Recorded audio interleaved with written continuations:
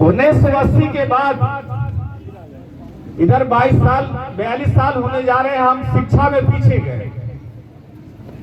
जो पहला उनका मंत्र था एक शिक्षक होने के नाते कि जो उभार हमारा 50 से लेकर 80 के दशक तक शिक्षा का हुआ, और उसके कारण ये थे कि आपकी जो संस्थाएं थी, क्लास लगते थे, पढ़ाई होती थी।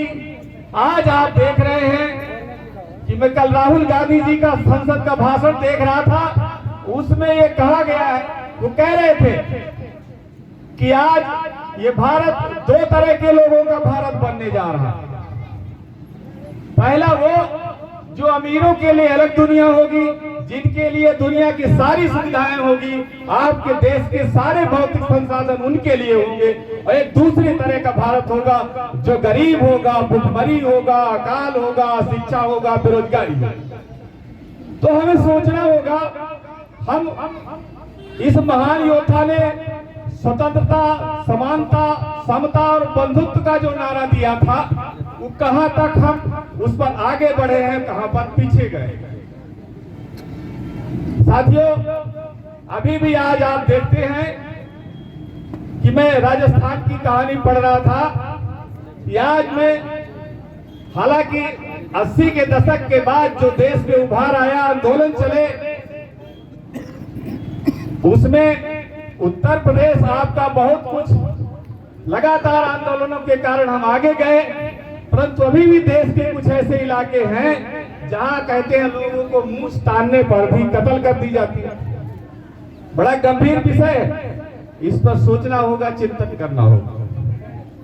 यह हमारे लिए एक ऐसी चीज है कि हम बच्चों को यदि पढ़ाएंगे नहीं, हम शिक्षा में मैं जो कह रहा था कि पीछे चले जा रहे हैं। हो ये रहा है कि हमारी माताएं बहनें भट्ठी पर जाती हैं और अपने साथ दूधमय बच्चों को भी ले जाती हैं। जो पीढ़ी आज साथियों शिक्षा से पीछे रह जाएगी, उसका इस विज्ञान की विकासशील दुनिया में आगे उसका जीवन कैसे चलेगा, कैसे अपने साथी और दुश्मन को सोचेगा।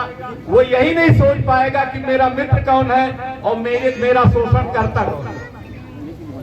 साथियों, गंभीर विषय है।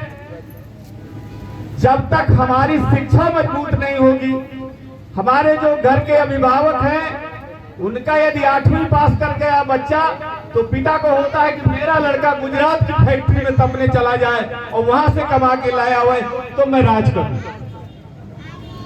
यह हमारे घरेलू कृषक परिवारों में एक भावना बनी रही है, धारणा बनती जा रही है कि मेरा बच्चा जो ही 6वीं 8वीं पास करे, 10वीं पास करे, फेल कर जाए तो उसको गुजरात की फैक्ट्री में झोंक दो, जहां आपको मालूम होना चाहिए 8 घंटे का आपके उत्तर प्रदेश में काम करने का नियम है, जबकि वहां 12 घंटे जानवर की तरह आपका बालक भट्टी में तपता है। और वो यदि बीमार होकर लौट आया तो आपके लिए जीवन भर कलंक बनेगा। और यदि तप करके कहीं निकल गया तो वो जो कमा के देता है, हमारे मुखिया परिवार के उनको बड़ा धर्म चढ़ता है, बड़ी पूजा चढ़ती है। जो हमारी शिक्षा, स्वास्थ्य, ये जो रोटी कपड़ा मकान के बाद जो हमारी बुनियादी आवश्यकताएं हैं, हम उस पर अपना धर्म खर्च नहीं करना चाहते। हम या तो दिखावे में खर्च करना चाहते हैं, या तो हम अपने दूसरे उद्देश्यों में खर्च करना चाहते हैं। साथियों, जो समाज शिक्षा और स्वास्थ्य में पीछे चला जाएगा, रोटी कपड़ा और मकान से पीछे चला जाएगा, उसका विकास दुनिया में कोई संभालने वाला नहीं है। साथियों, बाबा साहब की मुख्य इच्छा थी कि पढ़ लिख करके हम वो शेर बनेंगे कि अपने अधिकारों के लिए इतना सचेत होंगे, किसी के बहकावे में नहीं आएंगे। साथियों, अधिकार कोई देना नहीं चाहता, अधिकार हमेशा लात लगा करके छीन लिए जाते हैं।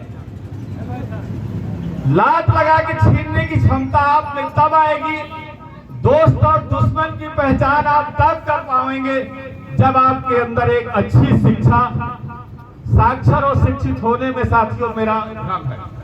कक्षा 8 तक आपका बालक पढ़ गया, 10 तक पढ़ गया, मैं नहीं समझता हूं कि उसके अंदर कोई ऐसी शिक्षा, ऐसा ज्ञान है कि जो आप समाज में वो अपने को पढ़ा लिखा साबित कर सके। जब तक बालक अच्छी शिक्षा नहीं ग्रहण करेगा, उच्च स्तर की डिग्रियां नहीं हासिल करेगा, और वो भी आज की शिक्षा आप एडमिशन करा दे रहे हैं, संस्थान के पास बैठने की जगह नहीं है, पढ़ाने के लिए अध्यापक नहीं है, लेकिन नकल करके आपको परीक्षा करा दे रहा है। किसी तरह से वो डिग्रियां हासिल करके जो बालक निकल रहा है, वो क्या अपने को समझेगा, क्या समाज के प्रति समझेगा।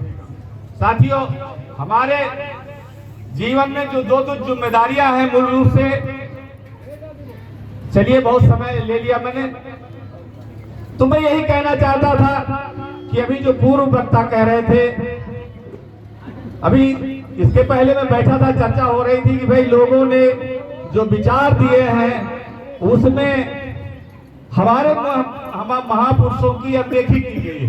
साथियों, जिनके हाथे शिक्षा थी, जिनको पढ़ाने का अधिकार था, जब हमें आपको पढ़ने और पढ़ाने का शिक्षा देने का अधिकार ही नहीं था, तो हम आप इतिहास लिखने वाले कैसे बनेंगे।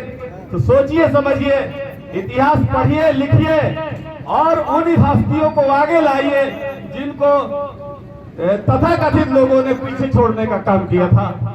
मैं इन्हीं बातों के साथ अपनी बात समाप्त करूंगा। क्षमा चाहूंगा, मैंने समय ज्यादा ले लिया। हो सकता है मेरे साथी कह रहे थे कि मैं विषय से अतिरिक्त बोल गया हूं, तो अंत में मैं उन महान मूर्ति को आदर सहित याद करते हुए मैं अपनी बात समाप्त करूंगा। जय भीम, जय भारत। बहुत बहुत धन्यवाद। गुरु जी ने आपको सामाजिक शैक्षिक रूप में पढ़ने के लिए शिक्षा का मूल मंत्र बताया है।